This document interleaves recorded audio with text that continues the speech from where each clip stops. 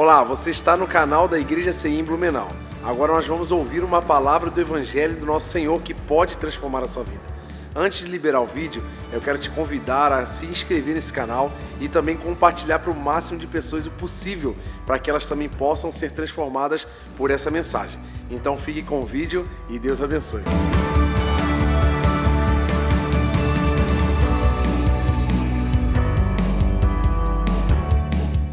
A palavra de hoje vai falar sobre o verdadeiro pai. O pai, por sua vez, ele sendo o homem, né? Não tem como ser pai se você não for homem, né, gente? Tem como? Não tem como, né? Essa é uma atribuição do homem, né? Ser um pai.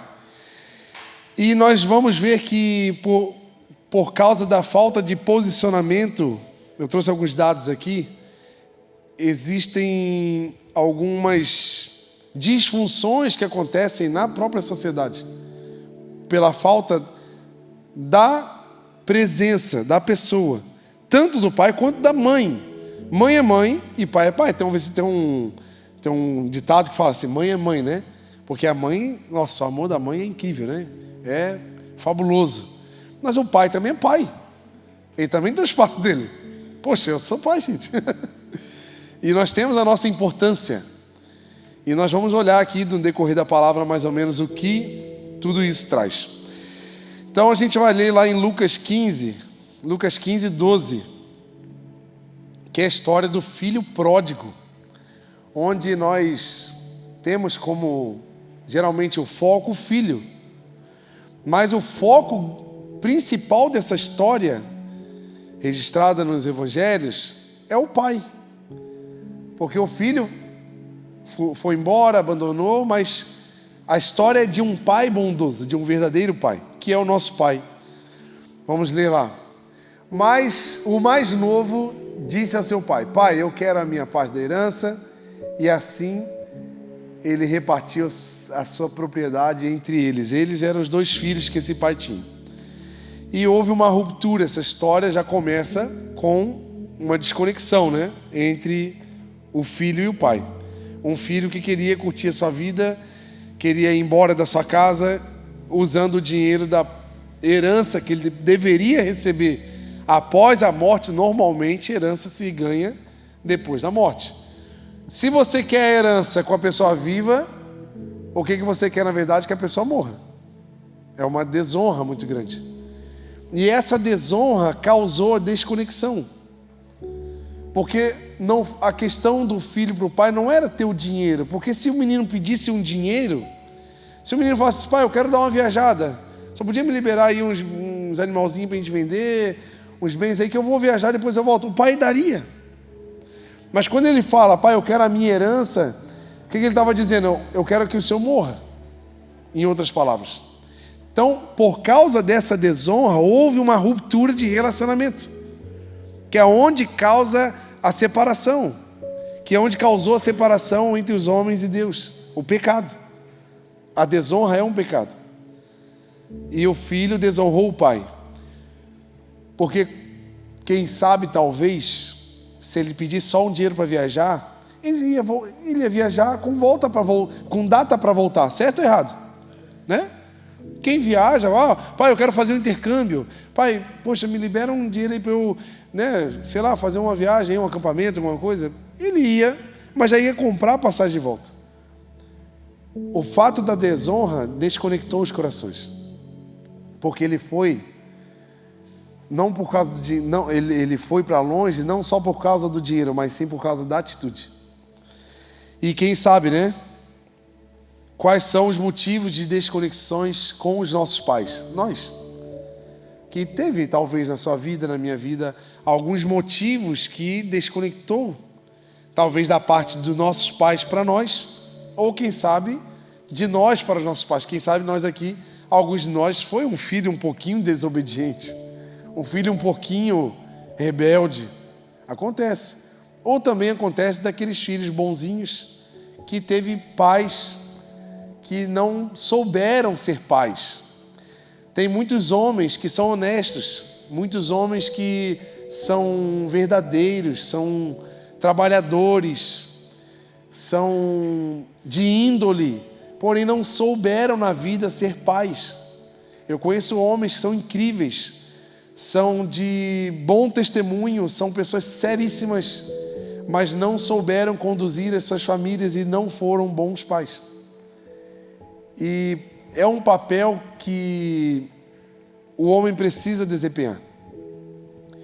E a gente precisa entender aonde é que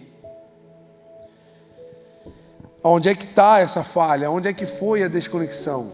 Lá no final da história a gente vai ver depois ali que o filho percebeu onde é que foi a desconexão.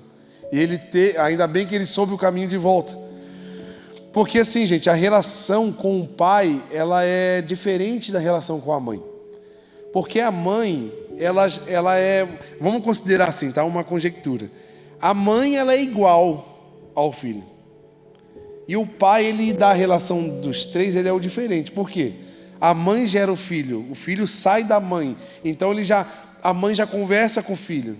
A Keila tá lá com a Aninha, se ela nem abrir a boca, ela falando, ela pensando, a Aninha já está escutando. Os sentimentos da Keila são sentidos pela Ana. Elas já conversam. Ela já tem um relacionamento. E o pai está aqui de fora, né? Bota a mão na barriga, assim, né? Finge estar emocionado. O pai não sente muita coisa porque ele estava de fora. Ele é um corpo diferente. O neném foi gerado ali. E é tão interessante essa relação entre ser igual e ser diferente, porque na Bíblia Deus fala assim: pode uma mãe esquecer do seu próprio filho? Por que ele fala isso? Porque a natureza diz que eles têm tanta conexão que é quase impossível uma mãe esquecer de um filho. Certo? Certo? Se um pai, a mãe e o filho estivessem num barquinho assim, num rio com uma correnteza bem forte, e do nada aquele barco vira, a correnteza começa a levar os três, e aparece um galho de árvore, e a mãe segura no galho, e ela consegue se segurar, e ela consegue segurar mais um. Quem que a mãe vai escolher para segurar? O filho. O pai vai fazer assim, ó. Tchau. Isso é natural.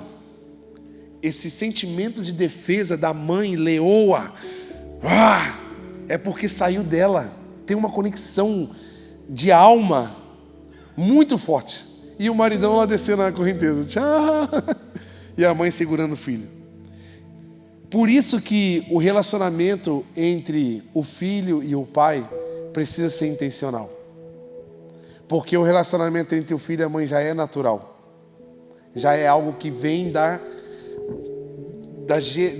geração ali, desde a geração já existe um relacionamento. É natural, é assim, mas com o pai nós precisamos ser intencionais. E com o pai nós também precisamos ser intencionais para manter um relacionamento. Lembra que nós conversamos domingo passado sobre a comunhão, que a comunhão precisa ser intencional, senão não estabelece comunhão. Nós precisamos. Deus, para estabelecer a comunhão entre os homens e Deus, Ele foi intencional entregando o seu Filho. Para estabelecer a comunhão, para reestabelecer a comunhão. Então nós precisamos ter uma intencionalidade para estabelecer comunhão com o nosso Pai e com os nossos pais, logicamente. E a conclusão que eu falei, né, intimidade. Porque o filho e a mãe já são íntimos. Desde o início de tudo. E a intimidade com o pai precisa ser estabelecida através da intenção. A mãe, ela representa a sensibilidade, a conexão com as pessoas, né? A mãe senta, ouve, olha nos olhos. A mãe tem essa facilidade de ouvir o filho. Sempre quando o filho chega com alguma decepção, algum problema, alguma tristeza, ele vai na mãe. Que a mãe é a mãezinha, né? Ela abraça, ela acolhe, ela cuida. O filho chega meio manhozinho, ela sabe falar. O homem já não tem muita paciência para muito mimimi. Ele vai falar: o que você quer, cara? Ele já chega assim: por que você está assim? O que está acontecendo? Para com isso aí, não sei o quê. O homem já é mais... A mãe, ela é sensível.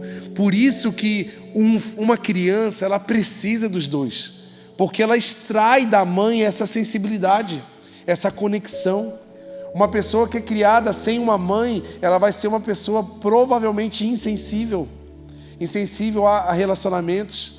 Ela vai ser uma pessoa com problemas de conexões, ela vai ter amizades muito rasas, muito voláteis, porque a mãe que gera, porque a mãe já se conecta com a criança ali. Eu imagino a cabeça de uma mãe quando está grávida, pensando no filho, já imaginando. Ontem a gente terminou de montar o bercinho totalmente, a decoração, as coisinhas da Aninha. Eu fico já, a minha imaginação bombando. Imagina a mãe que está ali, com a criança ali. Eu só vou ter a criança no meu braço quando ela sair. A Kira já está faz 7 meses e pouco com a criança. Então a mãe traz isso. Por isso que uma família completa, ela projeta pessoas para a sociedade, para a vida. E o pai, ele transmite a força, a proteção, o sacerdócio, a liderança da casa. Por isso que uma pessoa criada longe do seu pai, ela vai ter dificuldade com a questão de segurança, de identidade, de ser seguro, e ela também não vai conseguir passar segurança para outras pessoas. Uma pessoa criada longe do pai, longe de um pai. O pai não é só quem faz, gente. O pai é quem cria, né? O pai é quem está ali, quem ajuda. O pai é aquele que assume, que se responsabiliza. Vocês estão entendendo, amém? E o pai traz, a figura paterna, traz esse senso de proteção, o senso de liderança. Quando tu está criando um filho, uma filha, você está projetando alguém que vai extrair coisas que você nem ensina, mas a sua presença expõe ela a essas habilidades que são naturais. Tem coisas que Estevão faz porque ele viu eu fazendo, eu nem ensinei. Tem até coisa errada que eu faço.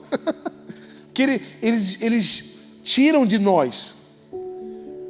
Por isso que nós temos que ter cuidado. A família precisa ser protegida. E nós somos os responsáveis pela proteção da família. Se o governo protege, amém. Mas se o governo não proteger mais a família, quem protege a minha família sou eu. Quem protege a sua família é você. Nós não podemos nos apoiar em coisas maiores, mas sim nos apoiar na rocha, que é o Senhor Jesus. E a história do filho pródigo, ela expõe 2 tipos de vazios que o ser humano tem. É o vazio existencial, que é aquele vazio que eu e você temos quando não conhecemos a Jesus. Que é o vazio, não sei se você conhece aqueles brinquedinhos de criança, geralmente é uma casinha ou um carrinho, que ele tem vários furos. E cada furo tem uma forma de cruz, uma forma de quadrado, uma forma de bolinha, de círculo. E não adianta você botar o quadrado no círculo, ele não entra. E não adianta tu pegar a cruzinha e botar no quadrado. Existe uma peça específica para aquele furo. E o vazio existencial do ser humano está exatamente aonde Deus não está no coração. Se Deus não está na minha vida, se eu não digo que Ele é o dono da minha vida, o dono das minhas escolhas, o meu Salvador, eu vou viver com um vazio existencial. Porque eu fui feito para me relacionar com Deus. E quando eu não me relaciono, eu vou ter um vazio existencial. E o segundo vazio que nós temos, que expõe muito a história do filho pródigo, é o vazio relacional. É porque Deus nos fez para estabelecermos relacionamento. É a palavra de semana passada, né? Interessante, cara. Quando eu estou fazendo, rapaz, falei semana passada, só está concluindo. Deus olhou para Adão e falou assim: não é bom que ele se sinta só, vou fazer alguém para correspondê-lo. Nós fomos feitos, gente, não tem como eu e você ser uma ilha deserta. Nós não fomos feitos para viver sozinhos. Quanto mais sozinho, mais vazio vai ter na área relacional da nossa vida. Mais dificuldades nós vamos ter. Vazio existencial é isso, né? O vazio relacional, ele é preenchido com comunhão, com amigos, com pessoas, não com coisas. Não adianta você ter a maior casa, os melhores veículos, a fazer... Por exemplo, assim, ó, se eu pegar e fazer assim para você, ó, eu vou te pagar uma viagem aí para você ir para onde tu quiser no mundo, mas tu vai ter que ir sozinho. Eu sou um que já não vou, porque não tem graça viajar sozinho. Tu vai rir com quem? Tu vai tirar foto com quem? Tu vai conversar com quem? Tu vai mostrar as coisas que tu tá vendo pra quem? Já pensou tu sozinho lá na Disney? O Mickey dando tchau pra você nem ri. Porque andar sozinho não tem graça. Tem gente que até já está meio acostumado, sim, mas no fundo, nós somos feitos para nos relacionar.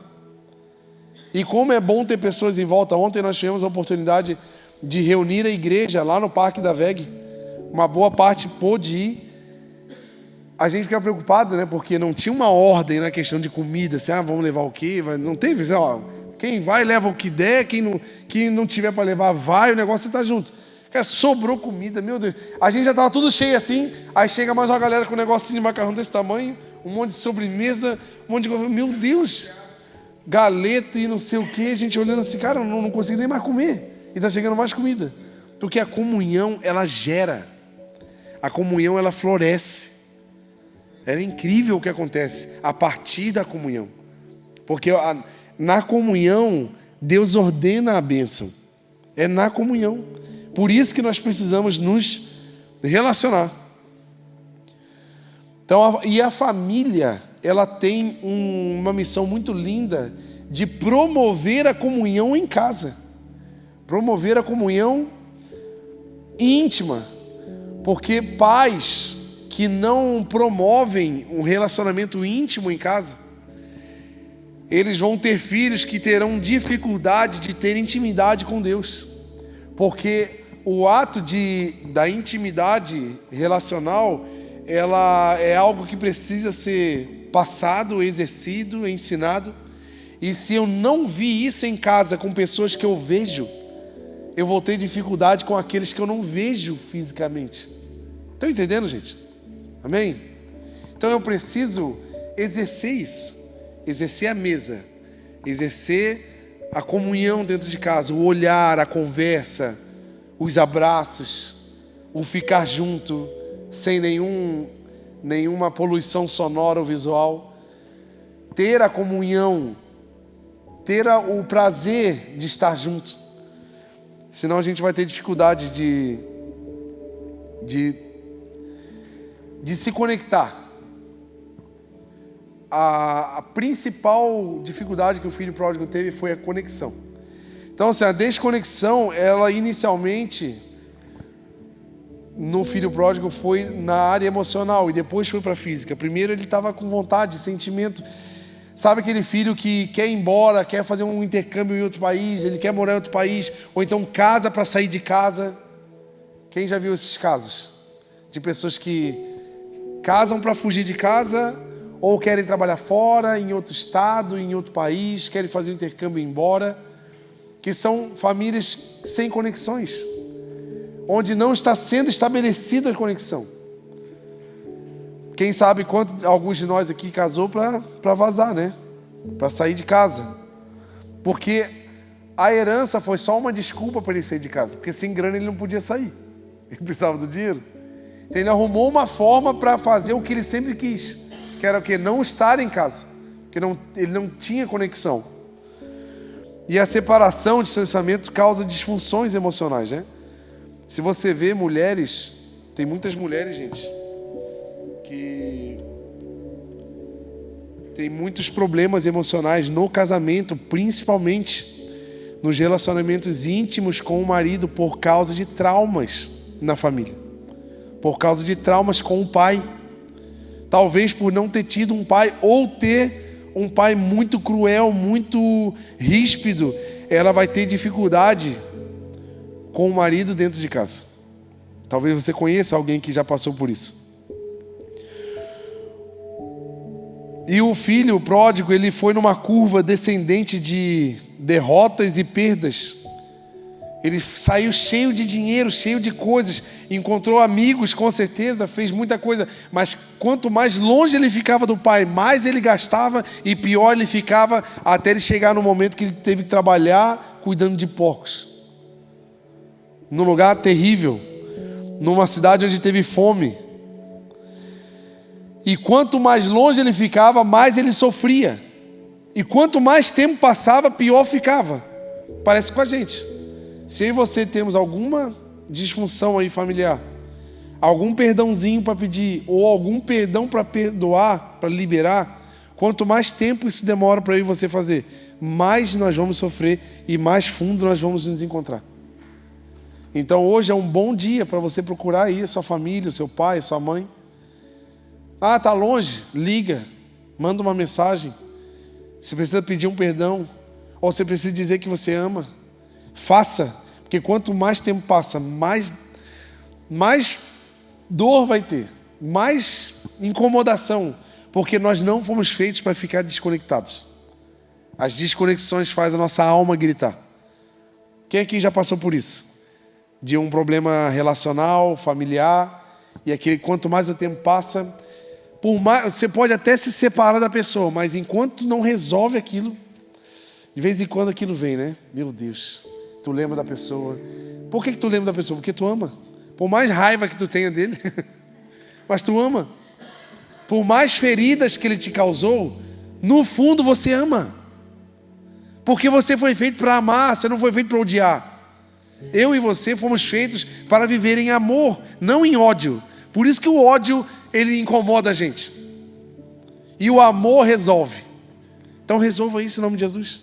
Não, tu vai sofrer, tu vai patinar. Aí tu vai patinar no seu casamento, tu vai patinar na sua vida futura, porque tu não está resolvendo coisas que poderiam ser resolvidas agora.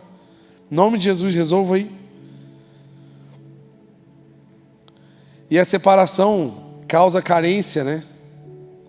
Quantas pessoas aí acabam casando com qualquer um por carência?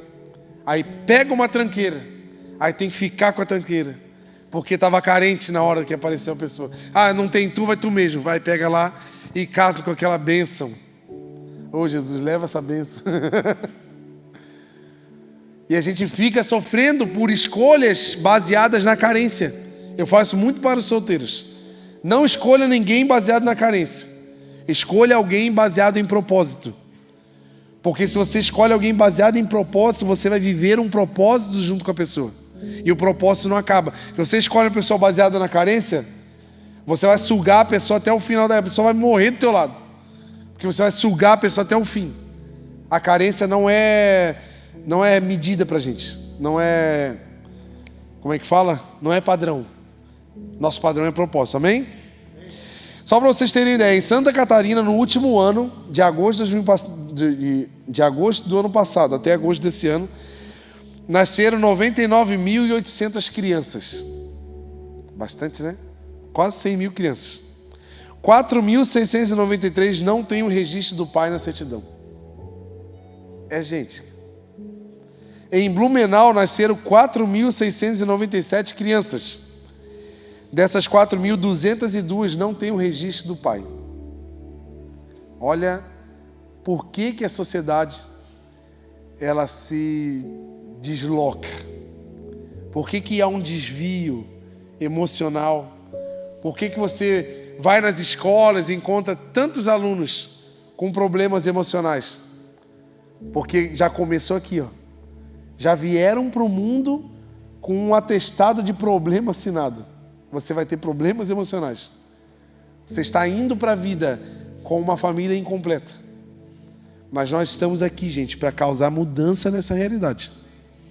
Eu e você, nós somos responsáveis para que isso não aconteça mais.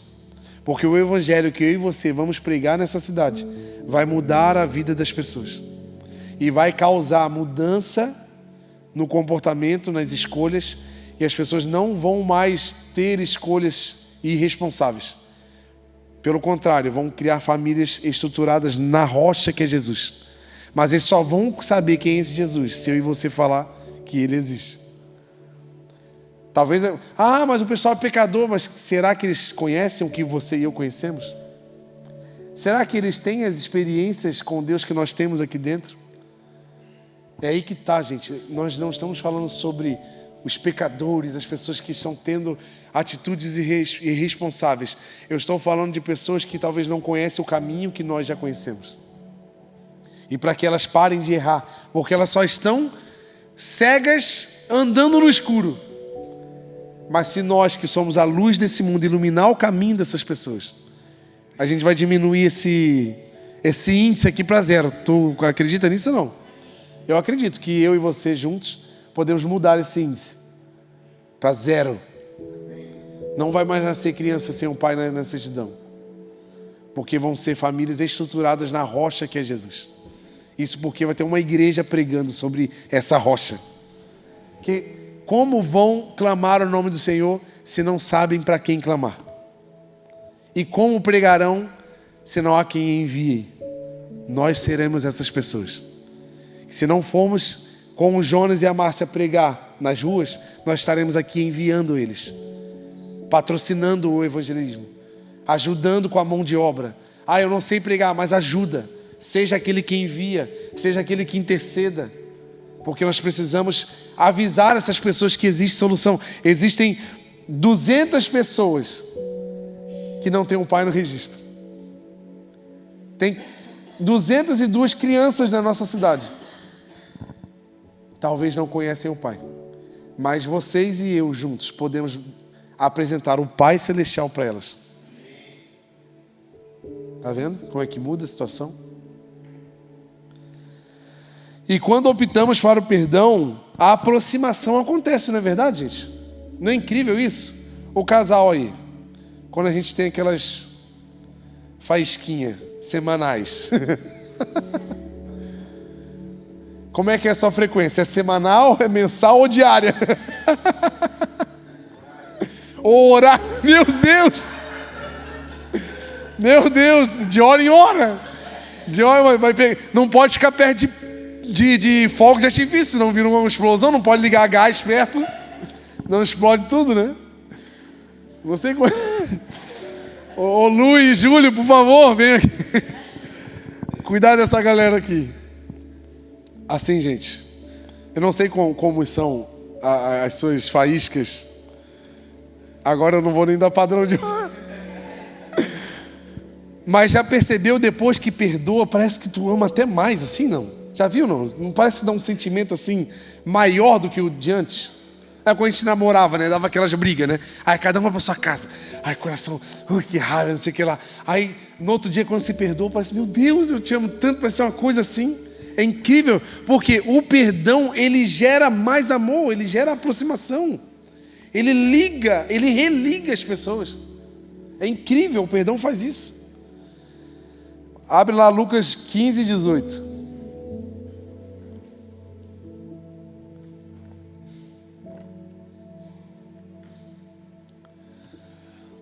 Aí ele caiu em si, ele falou assim, eu me porei a caminho e voltarei para o meu pai e lhe direi, Pai, pequei contra o céu e contra ti. Tu vê que ele ensaiou o discurso, né?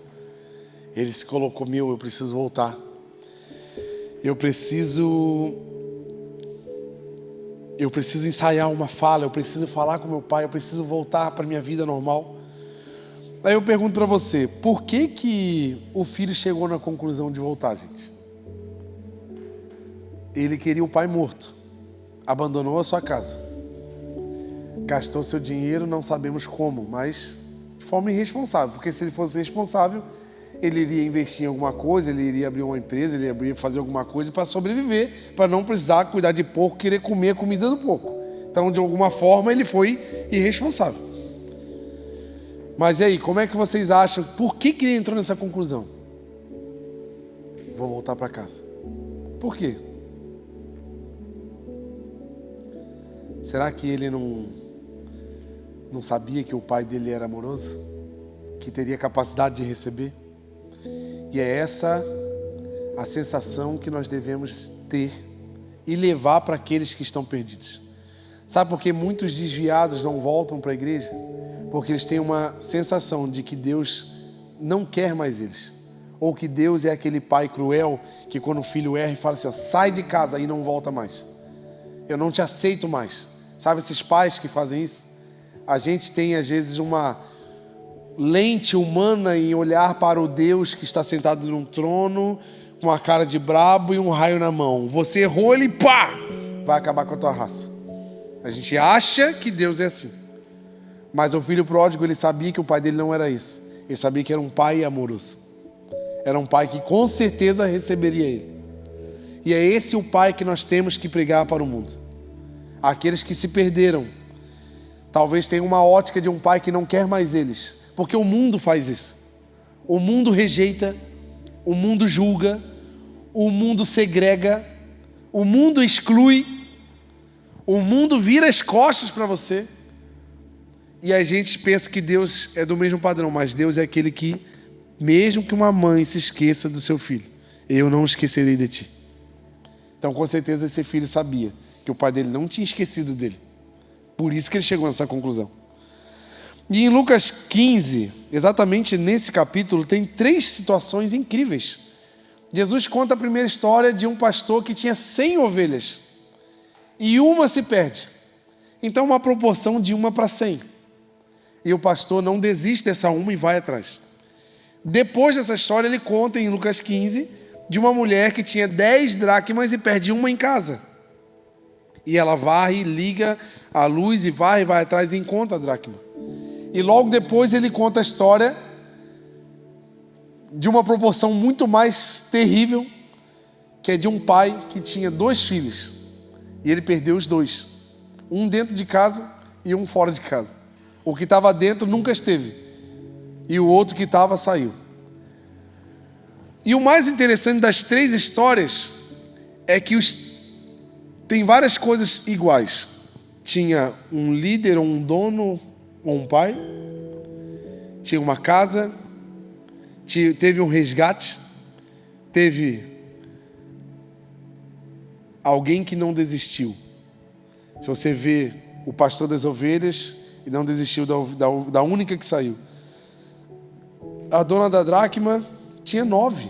Ela poderia tipo assim, depois eu ganho mais uma aí. Tem problema. Ou o pastor das ovelhas poderia ter falado, tem 99, bota para cruzar aí.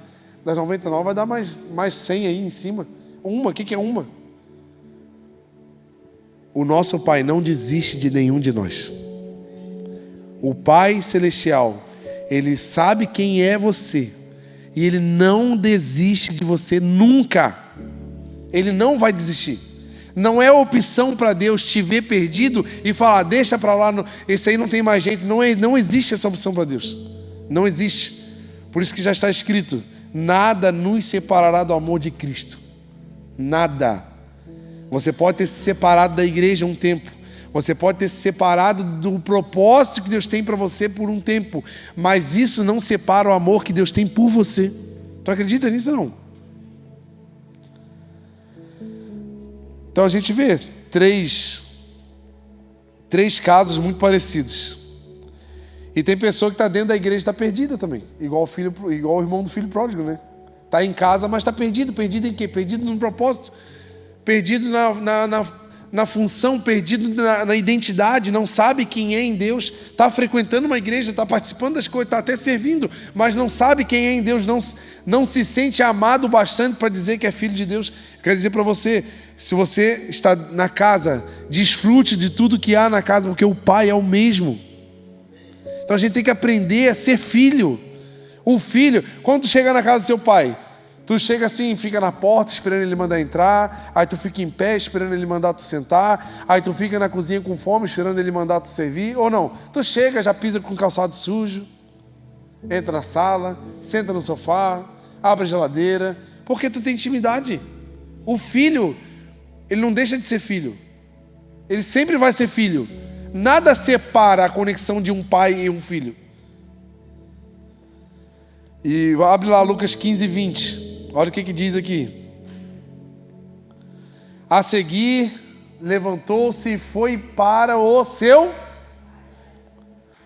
Estando ainda longe, o seu pai o viu e, cheio de compaixão, correu para o seu filho, o abraçou e o beijou. Você pode repetir comigo essas 3 palavras. Correu, abraçou e beijou.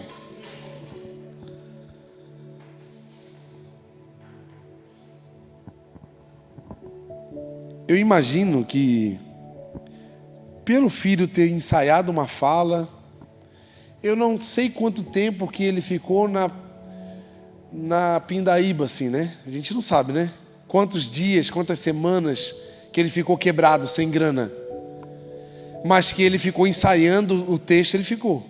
E nós não sabemos quanto tempo ele demorou para chegar até a cidade, não sabemos quantos quilômetros, quantos dias de viagem, não sabemos. Mas por ele ter ensaiado, quem sabe ele já estava até meio que indo para sua casa, e nós não sabemos também se ele foi de cara, na primeira, direto para casa. Dá para ter essa certeza? Não dá, né? Mas eu posso imaginar, na minha humilde opinião, na minha humilde imaginação, que esse filho pode ter sido, por várias vezes, levado até perto, até o bairro, até a rua, até a esquina da rua. Não, hoje eu não vou não. Sabe aquela pessoa, sabe quando você tem aquele perdão para pedir e você, não, hoje eu vou pedir. Aí tu vê a pessoa, hoje eu não estou com coragem. Aí deixa para outro dia. Aí já passou por isso ou não? Já passou por isso? Quando tu pensou pedir em namoro a uma pessoa, meu Deus, eu tenho que me declarar para aquela pessoa. É hoje, ela está lá. Eu vou lá, não, hoje não vai dar. Aí tu vai, desiste. Aí tu deixa para outro dia. Não, é hoje. Aí, Deus, se ela vir com camisa vermelha, é hoje o dia. Ela veio, meu Deus, é hoje. Mas eu não estou com coragem, deixa para outro dia. Aí tu fica assim, né? Aí tu fica assim. Eu imagino um filho nesse tipo. Dele ter ido na esquina de casa, olhar da casa. Meu Deus, eu preciso ir. Porque o pai ter visto de longe dá essa sensação. Quem sabe, todos os dias que o filho foi embora, o pai foi na varanda com a esperança do filho voltar. Você imagina essa cena também, não? Imagina um pai que teve um filho que acabou de abandonar a família. E todos os dias, todas as tardes, todas as noites, toda manhã, o pai já acordava. Primeiro, eu imagino que a primeira coisa do dia que esse pai fazia era olhar na janela para ver se o filho estava voltando. Tu imagina isso, não? Tenta imaginar comigo essa cena. De repente, o pai avista o filho de longe. Nós não sabemos se ele estava indo em direção à casa. Nós não sabemos se ele já estava no portão da casa. Eu sei que o pai viu de longe. Quem sabe foi bem nessa vez dele, eu acho que eu vou, eu acho que eu não vou, eu acho que eu vou. E entrou na rua, o pai viu. O pai está de olho em você. O pai está te olhando, está te filmando porque ele te ama. Você pode achar que está longe da visão do pai, mas o pai está te filmando. E quando o pai vê o filho, ele corre, ele abraça e o beija. Por que Lucas escreveu, por que Jesus falou com esses detalhes?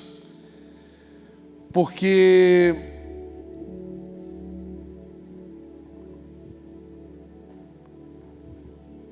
existia um mandamento lá em Deuteronômio, lá em Levítico, que um filho que aborrecesse os seus pais, ele poderia ser apedrejado. Então, ao pai ver o filho de longe, com certeza teria o olhar julgador dos vizinhos. Quem é aquele maltrapilho ali? Quem é aquele mendigo ali? Meu, será que é o filho do fulano ali? Meu Deus, está magro, seco, todo sujo. Já pensou? Vai imaginando comigo? Ele chega no bar, por isso a dificuldade. Será que mesmo ele ia de dia para as pessoas verem ele? Será que não era de noite, na hora que ninguém estava se movimentando? Olha o olhar do mundo para nós. Meu Deus, você acabou numa bola de fogo. Meu Deus, deve estar cheio de doença, deve estar cheio de problema. Meu Deus, o pai corre, porque Deus tem pressa em te perdoar e me perdoar, e limpar as nossas feridas. Ele corre, porque na época um homem de posição, um homem sério da época, você não via um homem, um senhor correndo. Correr é coisa de criança, de menino. Era vergonhoso. Tu vê um homem correndo, nada um homem correndo. Ele chama a atenção das pessoas que poderiam estar olhando para o filho com ódio e julgamento. Ele chama a atenção para ele, causando uma vergonha maior. Isso foi o que o meu Jesus fez por mim, numa vergonha na cruz. Colocando sobre si as minhas e as suas iniquidades, para que ninguém mais nos condenasse, mas que nós fôssemos livres da condenação. Não parece muito o que ele fez por nós, gente? Com essa corrida, ele corre e o abraço é para proteger de talvez algum ataque de condenação, porque ele realmente estava em pecado, realmente tinha errado, ele realmente merecia uma condenação. Só que o abraço da misericórdia do Senhor nos protege das condenações. É isso que o abraço do Senhor faz comigo e com você. Éramos para estar jogados no lixo da condenação. Nós não tínhamos condições nenhuma de voltar para a nossa casa. Se você olhar na história, ele não entrou em casa sozinho. Foi o Pai que resgatou. Não é pela sua e minha bondade, não é pela sua e a minha capacidade, não é pelos nossos méritos próprios, mas é pela fé que a salvação veio sobre nós. Foi Ele quem te buscou, cara. Você está aqui tocando, cantando, louvando a Deus, ofertando, ajudando, servindo, porque Deus te pegou um dia. Não é porque nós somos bons. Eu retornei, eu bati o pó da roupa e fui lá. Pai, eu estou aqui. Não, ele até tentou. Mas quando o Pai viu de longe, estava longe. Isso parece um versículo. Ele nos amou ainda sendo pecadores. Dá para entender, gente? O panorama do filho pródigo em relação à minha vida e à sua vida. O Alan não pode subir para a gente ir para o final. E o pai fala assim: depressa, servos, depressa, vem logo, traz roupa, traz calçado, traz um anel. Deus tem pressa na sua vida e na minha vida. O que Deus quer fazer através da sua vida, através da minha vida, tem pressa, tem agenda marcada já, e a gente não pode enrolar. E o pai chegou e na hora já trocou as vestes, deu um renovo na vida do filho. Entregou um anel, que é o símbolo da intimidade, do crédito com a família. Símbolo da conexão, da unidade. E as sandálias como um envio. Não somos mais escravos. O escravo era descalço. Nós éramos escravos do pecado. Nós estávamos jogados nas garras do pecado, da condenação. Agora nós somos livres, e não só livres, enviados por Deus para levar o Evangelho.